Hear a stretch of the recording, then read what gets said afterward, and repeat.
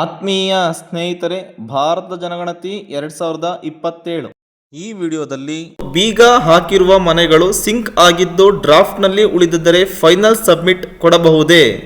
Final submit ಕೊಟ್ಟ ನಂತರ ಗಣತಿ ಮಾಡುವ ಮನೆಗಳು ಇನ್ನೂ ಉಳಿದಿದ್ದರೆ ಮತ್ತೆ ಗಣತಿಯನ್ನು ಪುನಃ ಶುರು ಮಾಡಬಹುದೇ? ನೀವೇನಾದರೂ ನನ್ನ ವಿಡಿಯೋನ ಮೊದಲನೇ ಬಾರಿಗೆ ನೋಡ್ತಾ ಇದ್ರೆ ಅಥವಾ ಸಬ್ಸ್ಕ್ರೈಬ್ ಆಗಿಲ್ಲ ಅಂದರೆ ಕೆಳಗಡೆ ಇರುವ ಸಬ್ಸ್ಕ್ರೈಬ್ ಬಟನ್ನ ಕ್ಲಿಕ್ ಮಾಡಿ, ಹಾಗೆ ಪಕ್ಕದಲ್ಲಿರುವ ಬೆಲ್ ಐಕನನ್ನು ಪ್ರೆಸ್ ಮಾಡಿ.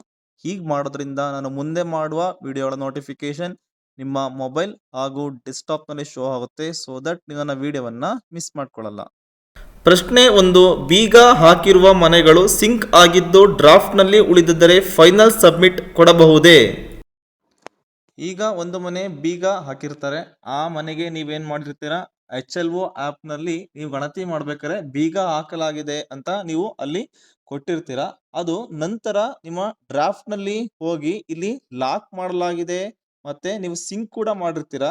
ಹೀಗೆ ಡ್ರಾಫ್ಟ್ನಲ್ಲಿ ಇಟ್ಕೊಂಡು ಕೂಡ ನೀವು ಫೈನಲ್ ಸಬ್ಮಿಟ್ ಕೊಡ್ಬೋದಾ ಅಂದ್ರೆ ನೀವು ಫೈನಲ್ ಸಬ್ಮಿಟ್ ಅನ್ನ ಇಲ್ಲಿ ಕೊಡಕ್ಕಾಗಲ್ಲ. ಯಾಕಂದ್ರೆ ಇನ್ನಾರು ಲಾಕ್ ಮಾಡಲಾಗಿದೆ ಅಂತ ಯಾವುದು ಡ್ರಾಫ್ಟ್ನಲ್ಲಿ ಕೂತಿರುತ್ತೆ, ಅದು ಪೂರ್ಣ ಆಗದೆ ನೀವು ಫೈನಲ್ ಸಬ್ಮಿಟ್ ಕೊಟ್ರೆ ಇಲ್ಲಿ ಡ್ರಾಫ್ಟ್ ನಲ್ಲಿ ಹಾಗೆ ಉಳಿದಿರುತ್ತೆ, ಅದು ಪೆಂಡಿಂಗ್ ನಲ್ಲಿ ಹಾಗೆ ಇರುತ್ತೆ.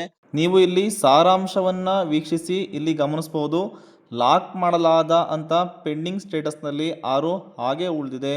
ಹಾಗಾಗಿ ನೀವು ಲಾಕ್ ಮಾಡಲಾಗಿದೆ ಅಂತ ಇದೆಯಲ್ಲ, ಅವರು ಮನೆಗೆ ಬಂದ ನಂತರ ಆ ಗಣತಿಯನ್ನ ಕಂಪ್ಲೀಟ್ ಮಾಡಿದ ನಂತರ ನೀವು ಗಣತಿ ಮುಗ್ದಿದ್ರೆ ಫೈನಲ್ ಸಬ್ಮಿಟ್ ಅನ್ನ ಕೊಡ್ಬೇಕಾಗುತ್ತೆ. ನೀವು ಇಲ್ಲಿ ಡ್ರಾಫ್ಟ್ ನಲ್ಲಿರುವ ಎಲ್ಲಾ ಮನೆಗಳನ್ನ ಕಂಪ್ಲೀಟ್ ಮಾಡಿ ನಂತರ ನಿಮ್ಗೆ ಬಂದಿರುವ ಬ್ಲಾಕ್ ನ ಎಲ್ಲಾ ಮನೆಗಳನ್ನು ಕಂಪ್ಲೀಟ್ ಮಾಡಿದ ನಂತರ ಡ್ಯಾಶ್ ಬೋರ್ಡ್ ನಲ್ಲಿ ಪೂರ್ಣಗೊಂಡಿದೆ ಎಂದು ಗುರುತಿಸಿ ಅಂತ ಇಲ್ಲ, ಅದ್ರ ಮೇಲೆ ಕ್ಲಿಕ್ ಮಾಡ್ಬೇಕಾಗತ್ತೆ. ಅದ್ರ ಮೇಲೆ ಕ್ಲಿಕ್ ಮಾಡಿದ ನಂತರ ನಿಮ್ಗೆ ಇಲ್ಲಿ ಈ ಮನೆ ಪಟ್ಟಿ ಬ್ಲಾಕ್ ಪೂರ್ಣಗೊಂಡಿದೆ ಅಂತ ಇಲ್ಲಿ ಒಂದು ಚೆಕ್ ಬಾಕ್ಸ್ ಬರುತ್ತೆ. ಆ ಚೆಕ್ ಬಾಕ್ಸ್ ಮೇಲೆ ಕ್ಲಿಕ್ ಮಾಡಬೇಕು. ನಂತರ ಈ ಮನೆ ಪಟ್ಟಿ ಬ್ಲಾಕ್ ನಲ್ಲಿ ಮನೆ ಪಟ್ಟಿ ಕಾರ್ಯಾಚರಣೆ ಸಂಪೂರ್ಣವಾಗಿ ಪೂರ್ಣಗೊಂಡಿದೆ ಎಂದು ನಾನು ದೃಢೀಕರಿಸುತ್ತೇನೆ. ಈ ಮನೆ ಪಟ್ಟಿ ಬ್ಲಾಕ್ ಒಳಗಿನ ಯಾವುದೇ ನಿರ್ಮಾಣ ಅಥವಾ ಕುಟುಂಬಗಳ ಗಣತಿಯನ್ನು ಬಾಕಿ ಇರಿಸಿಲ್ಲ ಎಂಬುದನ್ನು ಪ್ರಮಾಣೀಕರಿಸುತ್ತೇನೆ ಅಂತ ಇದೆ. ಇದನ್ನ ನೀವು ಒಂದ್ಸಲಿ ಓದ್ಬಿಟ್ಟು ಕೆಳಗಡೆ ಸೈನ್ ಮಾಡ್ಬಿಟ್ಟು ನಂತರ ಇಲ್ಲಿ ಸಲ್ಲಿಸುವಂತ ಇದೆಯಲ್ಲ ಅದ್ರ ಮೇಲೆ ಕ್ಲಿಕ್ ಮಾಡ್ಬೇಕಾಗುತ್ತೆ. ಇದು ಕ್ಲಿಕ್ ಮಾಡಿದ್ಮೇಲೆ ನಿಮ್ಮ ಜನಗಣತಿ ಕಂಪ್ಲೀಟ್ ಆಗುತ್ತೆ. ನಿಮ್ಗೆ ಟೆಕ್ಸ್ಟ್ ಮೆಸೇಜ್ ಬರುತ್ತೆ, ನೀವು ಪೂರ್ಣಗೊಳಿಸಿದ್ದೀರಾ ಅಂತ. ಪ್ರಶ್ನೆ 2. ಫೈನಲ್ ಸಬ್ಮಿಟ್ ಕೊಟ್ಟ ನಂತರ ಗಣತಿ ಮಾಡುವ ಮನೆಗಳು ಇನ್ನೂ ಉಳಿದಿದ್ದರೆ ಮತ್ತೆ ಗಣತಿಯನ್ನು ಪುನಃ ಶುರು ಮಾಡಬಹುದೇ?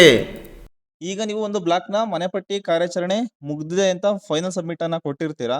ಆದ್ರೆ ಲಾಸ್ಟ್ಗೆ ಒಂದ್ಸಲಿ ಬಂದು ಚೆಕ್ ಮಾಡಿದಾಗ ಕೆಲವೊಂದು ಕಟ್ಟಡಗಳು ಅಥವಾ ಕೆಲವೊಂದು ಮನೆಗಳು ಹಾಗೆ ಉಳಿದಿರುತ್ತೆ. ಆಗ ನೀವೇನ್ ಮಾಡ್ಬೇಕು ಅಂದ್ರೆ ಮತ್ತೆ ನೀವು ಗಣತಿಯನ್ನ ಶುರು ಮಾಡಬಹುದು. ನೀವು ಇಲ್ಲಿ ಡ್ಯಾಶ್ ಬೋರ್ಡ್ ನ ಹೊಸ ಮನೆ ಪಟ್ಟಿ ನಮೂದು ಅಂತ ಇದೆಯಲ್ಲ ಅದ್ರ ಮೇಲೆ ಕ್ಲಿಕ್ ಮಾಡಿ ನೀವು ಹೇಗೆ ಗಣತಿನ ಶುರು ಮಾಡಿರ್ತೀರಾ ಹಾಗೆ ಗಣತಿನ ಶುರು ಮಾಡ್ಬೇಕಾಗುತ್ತೆ. ಈಗ ನೀವು ಕಟ್ಟಡ ಸಂಖ್ಯೆಯನ್ನ ಹೇಗೆ ಕೊಡ್ಬೇಕು ಅಂದ್ರೆ ಫಾರ್ ಎಕ್ಸಾಂಪಲ್ಗೆ ಇಲ್ಲಿ ಮಧ್ಯ ಒಂದು ಕಟ್ಟಡ ಬಾಕಿ ಇದೆ, ಅದರ ಹಿಂದಿನ ಮನೆದು ನೀವು ಸಂಖ್ಯೆ 10 ಅಂತ ಕಟ್ಟಡ ಸಂಖ್ಯೆಯನ್ನ ಕೊಟ್ಟಿರ್ತೀರಾ.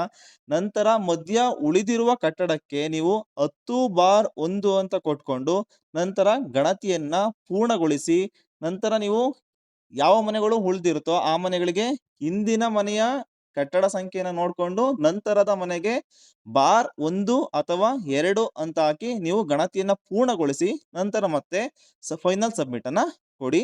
ನಂತರ ನಿಮ್ಮ ಗಣತಿ ಪೂರ್ಣಗೊಳ್ಳುತ್ತೆ. ಈ ವಿಡಿಯೋದಲ್ಲಿ ನಾವು ಬೀಗ ಹಾಕಿರೋ ಮನೆಗಳು ಸಿಂಕ್ ಆಗಿದ್ದು ಡ್ರಾಫ್ಟ್ ನಲ್ಲಿ ಉಳಿದಿದ್ದರೆ ಫೈನಲ್ ಸಬ್ಮಿಟ್ ಕೊಡ್ಬಹುದೋ ಇಲ್ವೋ ಅನ್ನೋ ಪ್ರಶ್ನೆಗೆ ಉತ್ತರವನ್ನ ಕಂಡುಕೊಂಡಿದೀವಿ. ಹಾಗೆ ಫೈನಲ್ ಸಬ್ಮಿಟ್ ಕೊಟ್ಟ ನಂತರ ಗಣತಿ ಮಾಡುವ ಮನೆಗಳು ಇನ್ನೂ ಉಳಿದಿದ್ದರೆ ಮತ್ತೆ ಗಣತಿಯನ್ನ ಪುನಃ ಶುರು ಮಾಡಬಹುದೇ ಅನ್ನೋ ಪ್ರಶ್ನೆಗೆ ನಾವು ಇಲ್ಲಿ ಉತ್ತರವನ್ನ ಕಂಡುಕೊಂಡಿದೀವಿ. ಈ ವಿಡಿಯೋದ ಬಗ್ಗೆ ಏನೇ ಸಂದೇಹಗಳಿದ್ರೆ ಕಮೆಂಟ್ ಬಾಕ್ಸ್ ಅಲ್ಲಿ ಕಮೆಂಟ್ ಹಾಕಿ, ನಾನು ಅದಕ್ಕೆ ಉತ್ತರ ಕೊಡಕ್ಕೆ ಪ್ರಯತ್ನವನ್ನ ಮಾಡ್ತೀನಿ.